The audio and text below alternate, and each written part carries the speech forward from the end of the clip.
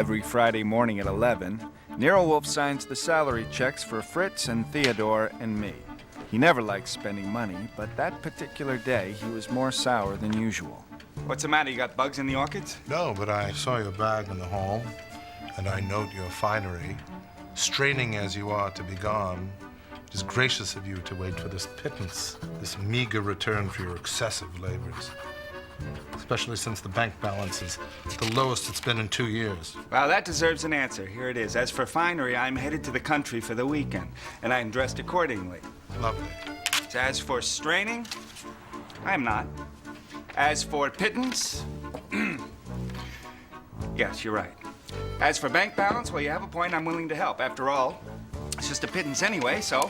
Archie! Yes? Troy! Nuts!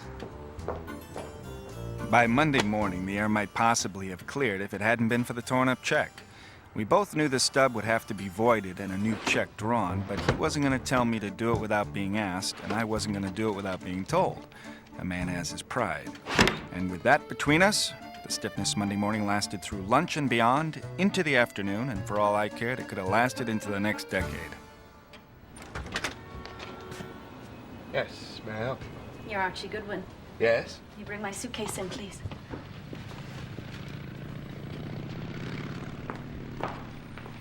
I want to see Nero Wolfe, but of course he's always up in the plant room from 4 till 6. That's why I chose this time to come. I want to see you first. Well, I'm flattered, but... It's the door to the front room. The door to the dining room down there on the right, the office on the left. Yes? Hall's wider than I expected. Shall we go into the office? I had to go away. I had to go somewhere and stay there till October 26th, someplace where no one would know and no one could possibly find me. I thought about it and figured the best place was Nero Wolfe's house. Hotel or a rooming house wouldn't do because they need to know names. Would $50 a day be enough?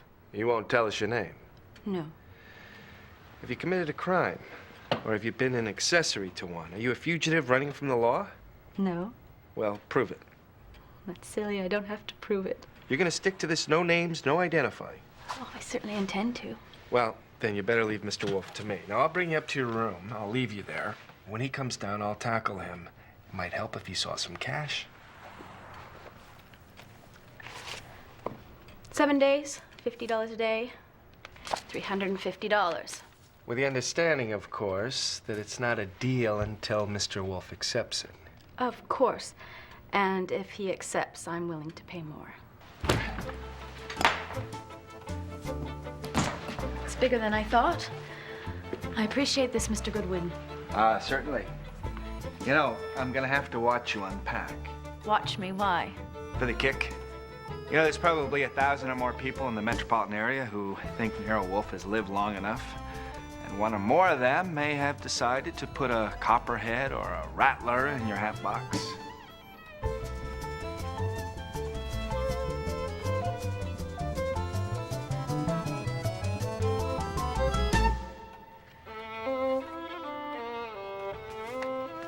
Nothing dangerous so far. I guess that'll do. I haven't inspected your handbag or your person, so I hope you don't mind if I lock the door. Did you put that money there, Fritz?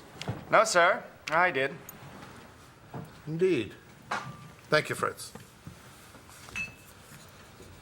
Well, flummery? No, sir. And what? Well? So, I explained. She seems sweet and unspoiled and has fine legs, and if we like her and get used to her, one of us might want to marry her. Phooey, Archie. However, the immediate point is this. Since I'm responsible for that handy little contribution of cash, you may feel like signing a replacement check for the one that I tore up on Friday. Archie, that was an admirable performance. Well, thank you. Friday, I spoke hastily, and you acted hastily, and the fait accompli of that torn check had us at an impasse. By contriving one of your fantastically puerile inventions, you have made the problem itself absurd and so disposed of it. Admirable. Very satisfactory. I didn't know we had 50s in the emergency cash reserve. You better get rid of that. Put that back. I don't like money lying around. No, see, that didn't come from the safe. No, that came from the visitor, as described up in the south room. I didn't invent anything, puerile or not. Nothing was invented. You see? Now, should I bring her down and you can decide? Bah. Bah? What do you...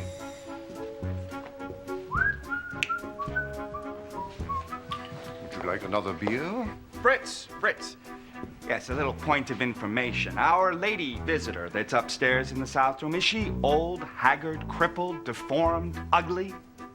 Now, Archie, she's quite the opposite. No, she's precisely the opposite. Thank you, Fritz.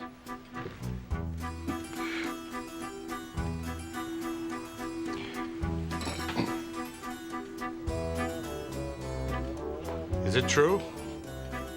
Have you actually installed a woman in a room of my house? Now, not installed exactly. You see, that implies a personal kind of... Where did you get her? I didn't get her, as I told you. She came. I invented nothing. I am just reporting. You take that money, bring it up to her, and give it back to her. Right now. Dinner is in 20 minutes. I want her out of the house in 10 minutes.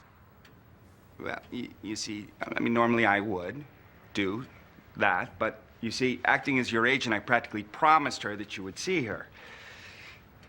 Now, if she sees you, she'll probably drop this mystery act and she'll divulge her name, and the resulting fee will take care of my salary checks for a year. Okay, well, she'll just have to get bacala someplace else. I shouldn't have mentioned it to her. Bacala?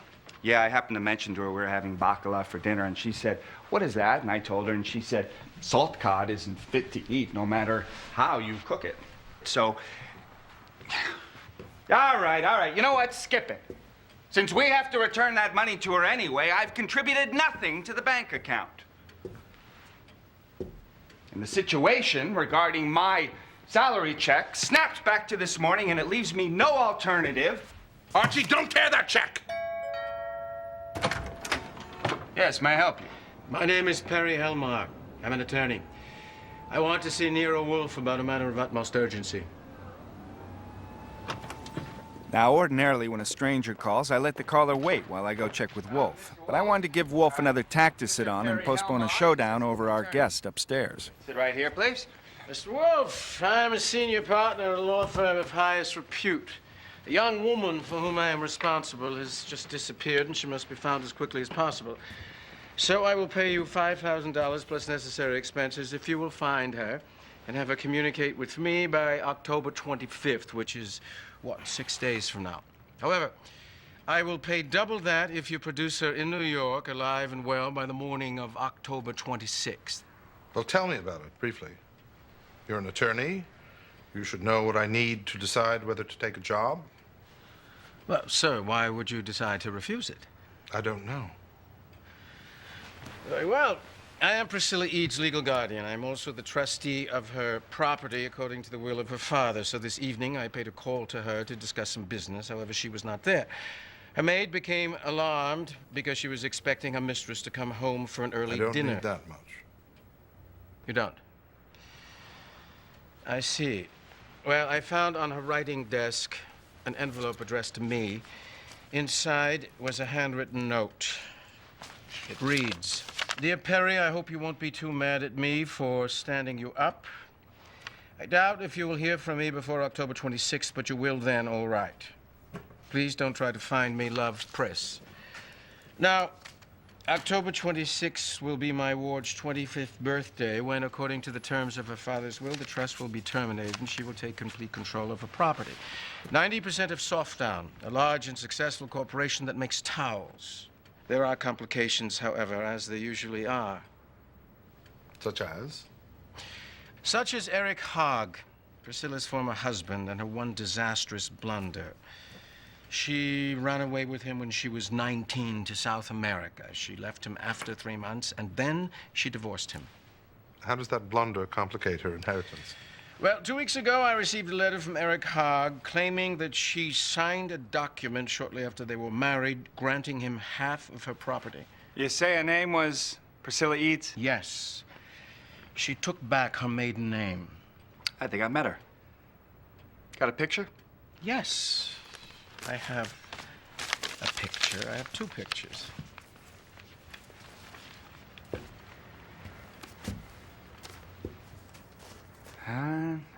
Now, I doubt that his claim has any legal validity, but morally there may be a question. It is indubitably a question with my ward. The letter came from Venezuela. I fear that she might have gone there to speak to him and see him. She's worth looking at. And I don't just mean the pictures. Like I said, I think I've met her. In fact, I'm sure of it recently. I just can't remember where or when. It was the night we had bacala dinner. What the devil are you gibbering about? You heard me. Bacala dinner.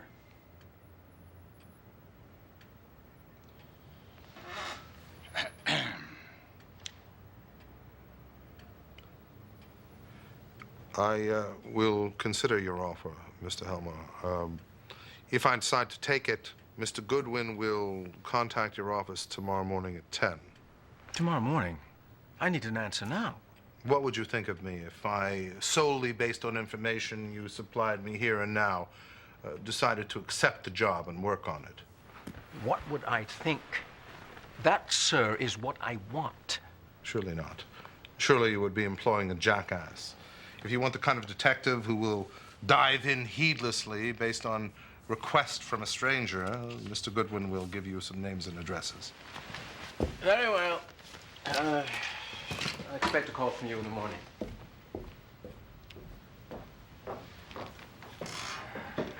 The subtlety of a rhinoceros.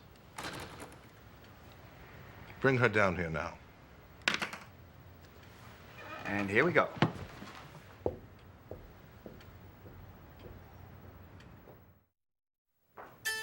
Mr. Wolfe? You look exactly right, just as I thought. I don't shake hands with you because you might later think it an imposition, but we'll see. Sit down, Miss Eads. What did you call me? Your name, Eads. But how... Why didn't you tell me? Not that it makes much difference. I suppose I'll have to pay you more. But I was willing to do so anyhow. I told Mr. Goodwin so. And he told you he was taking the money you gave him tentatively, conditional on my approval. Your presence here, Miss Eads, is preposterous. This is neither a rooming house nor an asylum for hysterical women. It is my office. I am not hysterical. Very well. I withdraw it. It is not an asylum for unhysterical women. It is my office and my home. For you to come here and ask to be allowed to stay a week, sleeping and eating in the room directly above mine without revealing your identity or any of the circumstances impelling you was grotesque. I'm sorry. I'm terribly sorry. I'll leave at once. If you please, there has been a development. We have had a visitor. He left here only a few minutes ago, a man named Perry Helmer. Perry? You told him I'm here. No. He wanted to hire me to find you. He told me of the communication he received recently from your former husband, now in Venezuela, regarding a document you once signed giving him half your property. You did sign such a document. Yes. Wasn't that a foolish thing to do? Yes. But I was a fool then, so naturally I was foolish. Mr. Helmer offered to pay me $10,000 and expenses if I would produce you in New York, alive and well, by the morning of October 26th. Produce me. That was his phrase. The moment Mr. Goodwin recognized the photographs and informed me, I was, of course, in an anomalous position.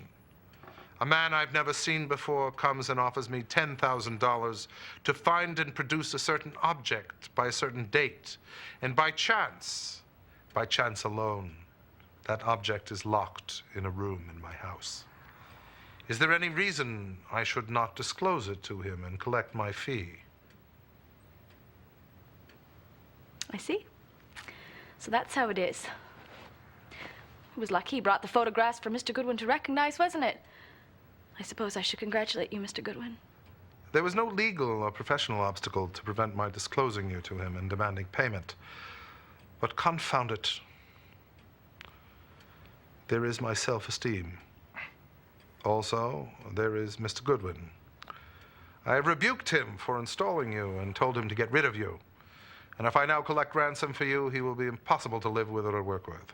He got that right. But if my self-esteem will not let me profit by your presence here, neither will my self-interest permit me to suffer loss by it. So I have two alternative suggestions to offer. The first is simple. You told Mr. Goodwin, in effect, there was no limit to the amount you would pay to stay here. I now say $10,000. This is blackmail. You're saying if I don't pay you $10,000, you'll tell Perry Helmar I'm here, and you'll get it from him. I'm saying no such thing. I said I had an alternate suggestion if you don't like the first one. You can be out of here in 5 minutes with your luggage, and there will be no surveillance. We will forget you exist until 10 tomorrow morning, at which point I shall phone Mr. Helmar, take his job on the terms he proposed, and start after you. I'm not paying you any $10,000. It's ridiculous. As you please. You have no time to lose if you expect to make it a job for me. Archie, will you bring her luggage down, please? I can manage, thanks.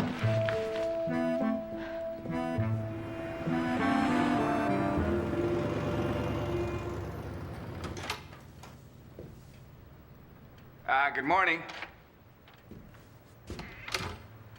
Fritz said you wanted to see me. Yes, good morning. What time is it? 8:32. Please get Mr. Helmar at his office, 10 o'clock sharp, and put him through to me upstairs. Meanwhile, it won't hurt to ring Miss Eads' apartment to see if she's there, if you haven't done so already. No, sir. Then try it. If she's not at home, we must be prepared to waste no time. Get Fred, Saul, Ori, have them be here by 11. No, sir. I don't refuse to play, but I will not be a part of any fudging. Now, you said we would forget about our existence until 10 this morning. I have done so, but I don't know who or what you're talking about. Now, should I come back upstairs at 10 o'clock and see if you have any further instructions? No. Very well. I mean, yes.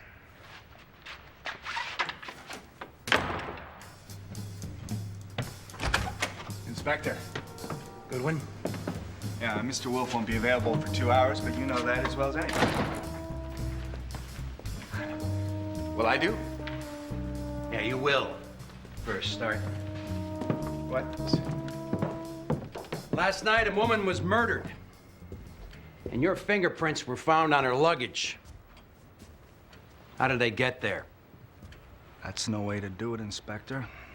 My fingerprints could be found in women's luggage from Maine to California. You want to give me a name, address, description of luggage? Priscilla Eads. I see. 618 East 74th Street. A suitcase and a hat box, both crocodile. She was murdered? Yes. And your prints were fresh. How come? Well? Yes, Mr. Wolfe. Inspector Kramer here was just informing me that a woman named Priscilla Eads was murdered and that my fingerprints are all over her luggage. He wants to know why and whether or not I knew her. Did I know her? Kramer expressed appreciation for the information I provided, taking dozens of pages of notes. After a while, he even started calling me Archie, which had happened before, but not often. I guess it's all on the level. You're too busy to answer a question from a citizen in good standing. I have to be at the DA's office at 10:30. Why did you want to make it so tight about the time Helmar left here? It was about an hour later that Miss Eads left. Well, around 1 o'clock, a Margaret Fomos was found in a vestibule on East 29th Street. Strangled with a cord, not very thick. Her purse stolen. Back when she was still breathing, she was a maid for Priscilla Eads. Around 4 o'clock, they found the bag in a nearby trash can. And one of the investigating officers who was working with Lieutenant Rowcliffe started to wonder why she was strangled over a bag. Going over the contents of Fomos's bag with her husband, one missing item stuck out. The keys to Priscilla Eads' apartment, where she worked. That officer's gonna have your job someday, you know that. Yeah, well, he's welcome to it now. Priscilla Eads was found on the floor of her apartment. She'd been hit in the head with a fireplace poker and strangled with a cord, not very thick. And the killer was waiting for her when she got home. Well, thank you for answering the question. Well, it's the least I could do considering how cooperative you've been, Archie. I believe you. For a change. Especially since Wolfe doesn't have a client. And none in sight. You'll be in a hell of a humor. And I don't envy you.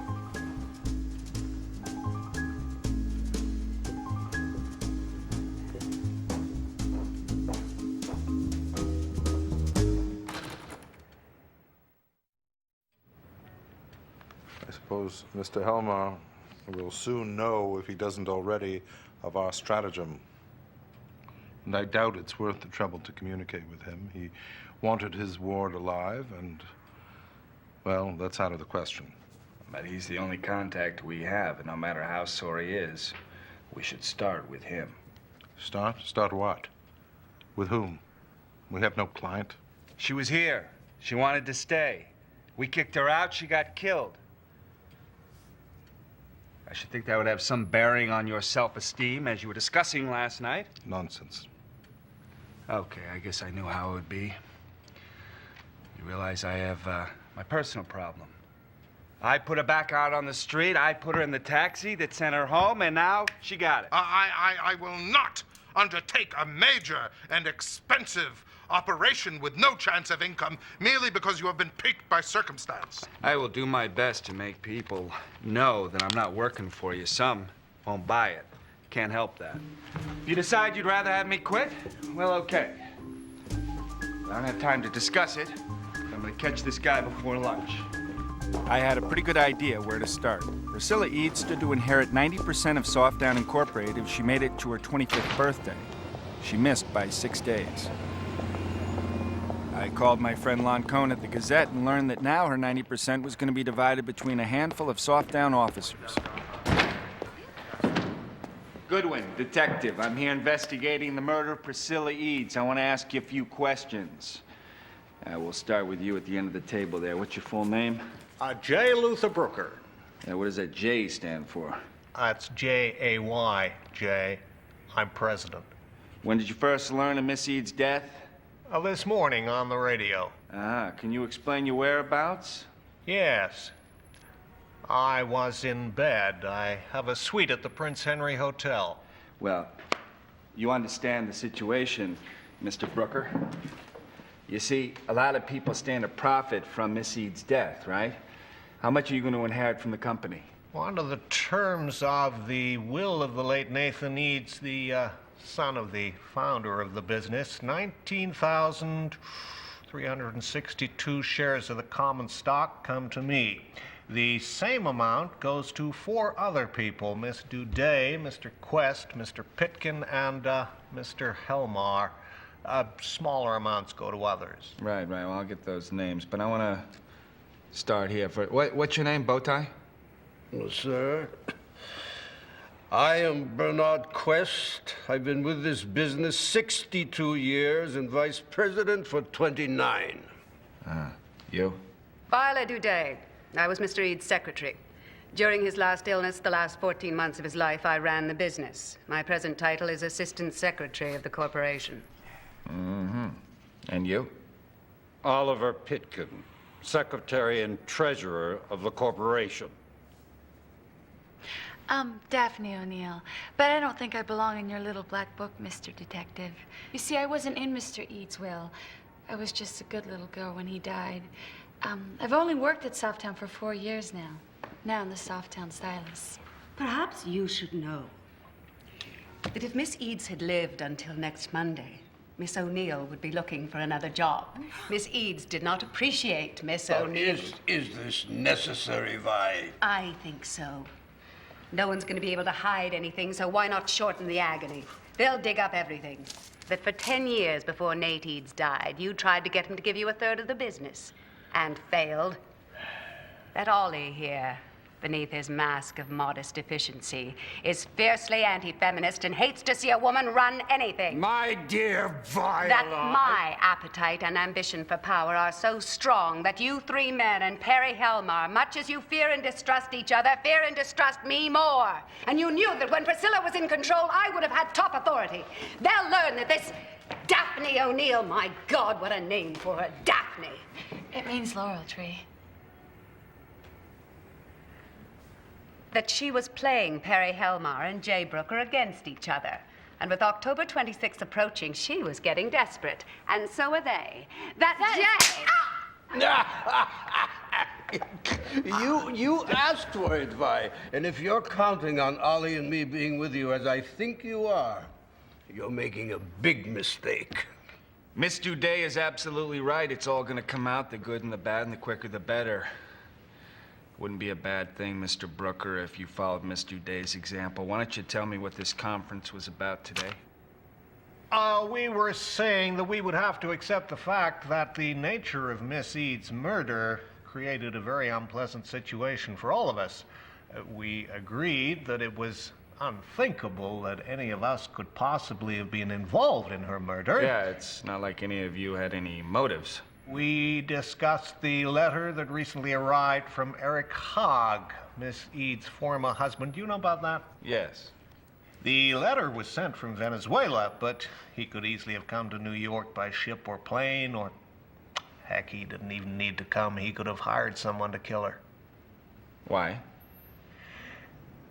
We don't know why. We were only trying to find some plausible explanation for her murder. But how do you figure Eric Hogg was the killer? I mean, if he had his document, all he had to do is wait a week for Priscilla Eads to suddenly get a lot more property, which he could come and claim half of. One possibility would be that she had denied she had signed the document, or that he thought she was going to, and he was afraid he would get nothing at all. Yeah, no, because she already stated that she had signed it. Had she? To whom? Look, I'm asking the questions here, okay? Now, Oh, well, for God's sake, you're under arrest. Oh, yeah? You got that in writing? Don't need writing. I'm taking you. I'm Lieutenant Rawcliffe, Manhattan Homicide. Outside, this man said he was a policeman, did he? Isn't he? No, did he say he was a policeman? We're a pack of fools! He's a reporter! He's no reporter. His name is Archie Goodwin. And he's the confidential assistant of Nero Wolfe. Private detective. I'm taking you. In the act of impersonating an officer. Handcuff him and search him, Doyle. Look, downstairs and up here, I identified myself by name, and I said the word detective. I showed my license, which no one bothered to examine. I never said I was a policeman. I asked some questions, which these people answered. Now you can apologize now and get out. You asked questions about what? About the death of Priscilla Eads. So, you lied to Kramer when you told him that Wolfe had no client. No, I never lied about whether or not he had a client or not. He didn't have one then, he doesn't have one now. Then what are you doing here? I'm here for personal reasons. Strictly on my own. Mr. Wolfe has nothing to do with this. So, Wolfe has a client, and a client that he doesn't care to acknowledge. And you have the gall to come here and try to cover for him by telling another outrageous lie? You know, I've taken great pleasure in lying to you in the past, and surely I will lie to you again. That's Mr. enough. Wolfe. That's more than enough. Giving false information, withholding evidence, material witness, obstructing justice, and impersonating an officer. To take him, Doyle! Hey, be careful, I'm ticklish. There's one more thing I wanted to know. When you saw Priscilla Eads...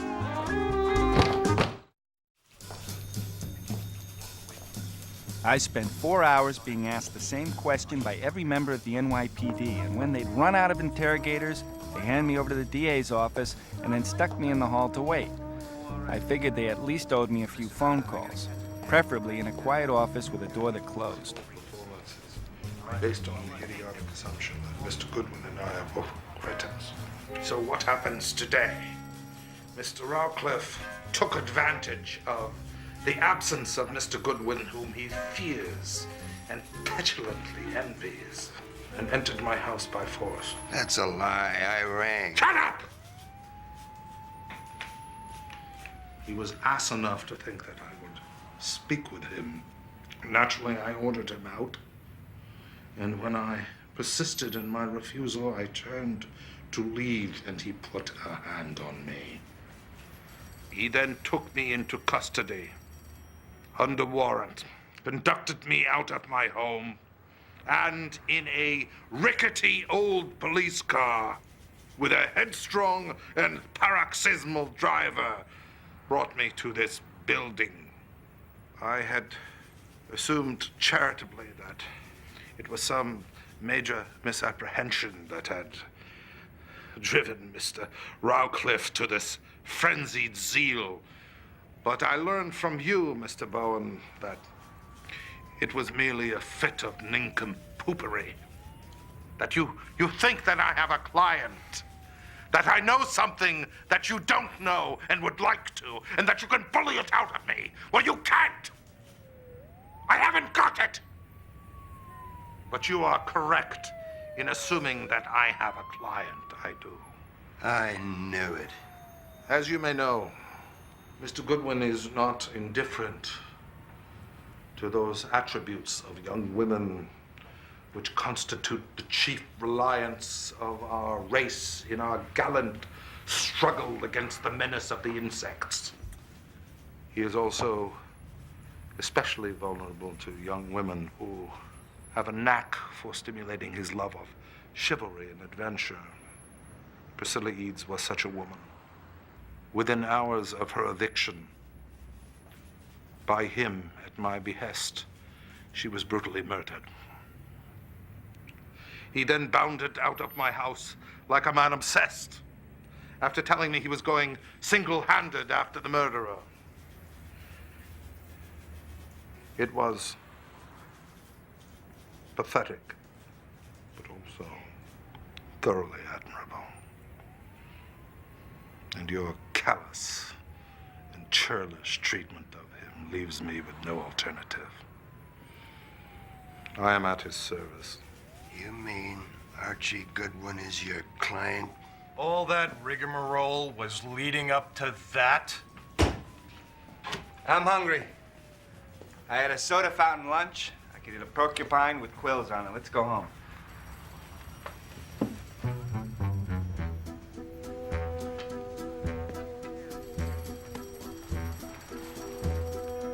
Paradise for puerility.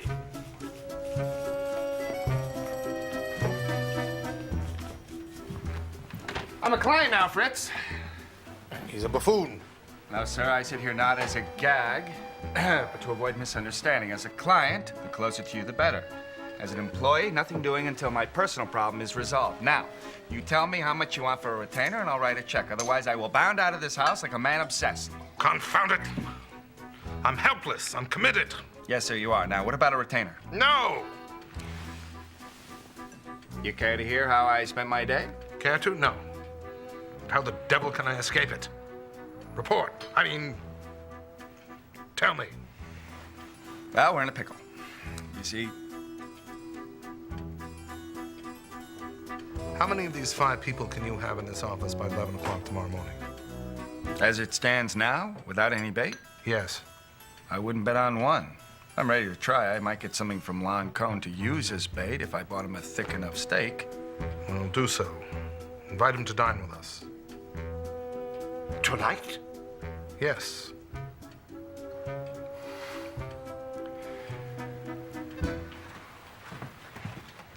I'm in a pickle, Mr. Cohen. I have committed to investigate a murder, but I have no entree. Need a toehold. Who killed Priscilla Eads? I intended to ask you. You can shed no light on this subject? Well, maybe I can, and maybe I can't. Am I in your debt or are you in my debt, Mr. Cohn? All right, that's the point, isn't it? Well, I'm happy to say that we're square. I'll call it square if you call it square. You'll call it square? Yeah. Means you're in my debt. What do you know? Oh, wait a minute. You know, I'm not in your debt if it's square. If it's square, then we're starting from scratch, okay? If it's square, I give you something, I get something back. That's square. If it's relevant. Yeah, and I get an exclusive. I determine its relevance.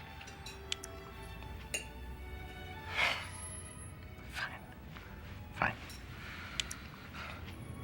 Okay, Priscilla Eads. Priscilla Eads completely and routinely changed her life every 2 years. She'd go from being a college student to being a New Orleans party girl to being a South American housewife to being a divorced Salvation Army tambourine shaker until finally she became a corporate executive. How's that for relevance? What?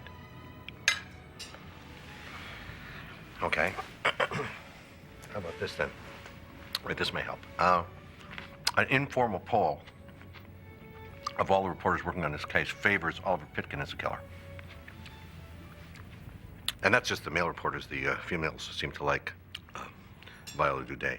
And Franklin at the Times, he's betting on Sarah Jaffe. Not just because, you know, he likes impossible odds. Sarah Jaffe, is that a name that you've come across? No, no reason why you should, unless you like impossible odds, too. Sarah Jaffe actually was probably the closest person to Priscilla Eads. Is she mentioned in the will? No. She already got 10% of the company from her father. Single? Widow. Her husband was killed in Korea last year.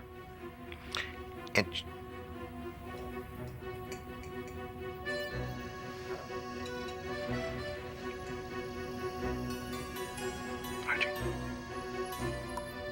Lon was probably mistaking Wolfe's expression for indigestion, but I knew better.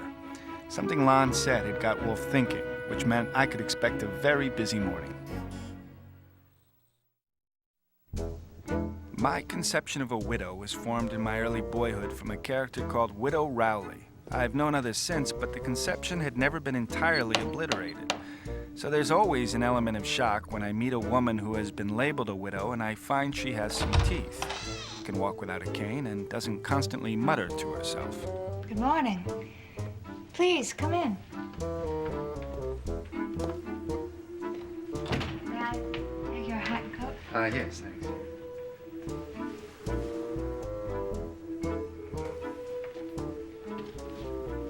Thank you for seeing me on such short notice. Please come in. Sit down. I was in bed when you phoned. I assume you've had breakfast, but how about some coffee? Thank you, yes. No, not there. That's my husband's place. You could sit there. Here? There. Olga, cup of coffee, please. It's all right. I'm a nut, that's all. You know my husband's dead? So I understand, yes. He was in the reserve. A major. Coffee? When he went away one day in March a year ago, he left his hat and coat in the hall. I didn't put them away. When I got word that he had been killed, 3 months later, they were still there. That was a year ago, and there they are, and I'm simply sick to death of looking at them, but there they are. That was your husband's place at breakfast? I'm sick of looking at that, too. Weren't you surprised when I told you on the phone? All right, come up. Yeah, a little. Of course you were. A while back, I decided to quit being a nut, and I decided how I would do it.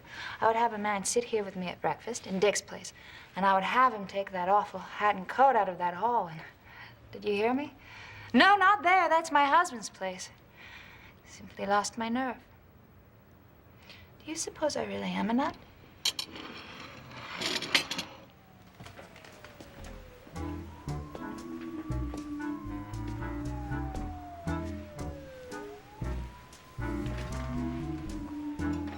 Toast, please. I'd like some toast. Oh, excuse me, but if you want this to stick, I should eat something, right? Yeah. Right. A little marmalade, jelly. You know, if you hadn't been so rude about the bread, I would soon have been crying. Yeah, I thought so. Will you take that coat and hat away with you? Certainly. Now, I understand that you and Priscilla Eads were best friends. When was the last time you saw her? I don't think I want to talk about it. Okay, that's fine. That's all right. You owe me $3. What? Sure, taxi fare here to take your husband's place at breakfast. That's the only reason you let me in. It'll be a little bit more because I have to stop the Salvation Army to get rid of the hat and coat. So that's $3. I prefer cash. Have I ever met you before? Well, not that I remember. And I think I remember. Why? You seem to know exactly the right things to say. Pris and I have been friends since we were 4. We got to be like sisters. We shared a place in the village after college, and then all of a sudden she was off. Next thing I knew, here came a letter saying she had found a prince, married him, and they were off for Peru. Maybe I still have it. I remember she enclosed a picture of him.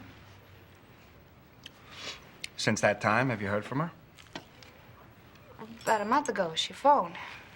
Back in New York. Back to her maiden name. She decided she wanted to take over her father's business and wanted my help. Your help or your shares? Both. She said she wanted to elect a new board of directors. All women, including me, and we would elect Violet Duday, president of the corporation. Is that right, president of the corporation? Sounds right, sure. Miss Jaffe, I have to tell you something. I'm here under slightly false pretenses, okay? I said Mr. Wolfe and I need some information, and that's true. We also need some help. You realize that with Priscilla gone, that leaves 5 people who are basically in control of the remaining soft-down stock. Yes, certainly. Well, we want you to bring an action against them. We want you to ask a court to get an injunction restraining them from exercising any of the rights of ownership of that stock until it's determined whether one or more of them might have acquired that stock through commission of a crime. Why should I do that? Well, because you have a legitimate interest in the proper handling of the firm's affairs, see? And you were also Priscilla's oldest friend. I don't know, I thought maybe... Who do you think killed her? Well, I don't know. I wish you... Don't do this. Miss Jaffe, you realize that we can't just march in like the cops. We have to come up with something to get to these people. And this will get to them. And Priscilla, she would be asking the same thing. I mean, if she could talk. Well, I won't do it. I won't do that. Please show yourself out.